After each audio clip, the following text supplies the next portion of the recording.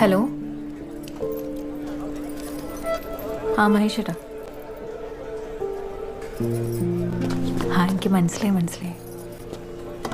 അമ്മയുടെ കാര്യം ഞാൻ ഓൾറെഡി പറഞ്ഞതല്ലേ. ചേട്ടൻ കാത്തിരിക്കണം ഞാൻ പറഞ്ഞല്ലേ. ഫോൺ വെക്ക്, ഇറങ്ങാൻ സമയായി. ആ അമ്മേ ഒരു സെക്കൻഡ്.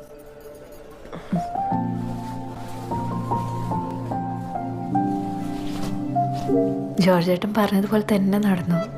ലാസ്റ്റ് മിനിറ്റില്ലേ, എന്താ ചെയ്യാ, പറ്റില്ല. അവിടെ ബസ്സെല്ലാം റെഡി ആയിട്ടുണ്ടേ. ഇറങ്ങണ്ടേ? സ്വീകരണം കുറച്ച് നേരത്തെ ആക്കണം. ഞാൻ വഞ്ചിപ്പാട്ടുകാരൊക്കെ അറേഞ്ച് ചെയ്തിട്ടുണ്ട്. നിങ്ങൾ ഇറങ്ങിയോ. മാളു എവിടെ? മാളു, നീ അവരുടെ കൂടെ കയറിക്കോ. അല്ല ചേച്ചിക്ക് വന്നോളൂ, നീ പൊക്കെ. ഇന്നിപ്പോ എന്താ പറയണ, ഞാൻ ഇവിടെ ഇറങ്ങി വരണം എന്നാണോ? മീര ഫോൺ വെക്കേ. ഒരു മിനിറ്റ്.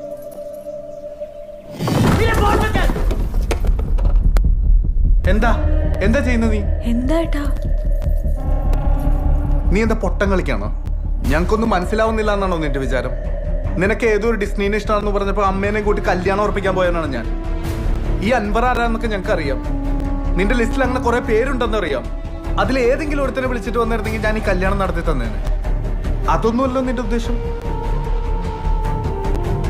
ഇന്ന് ഈ കല്യാണ ദിവസം ഈ കോലത്തിൽ നീ ഫോണും പിടിച്ച് നിൽക്കുന്ന കാണുമ്പോഴേ നീ എന്താ ഇനി ചെയ്യാൻ പോകുന്നതെന്ന് എനിക്കറിയില്ല.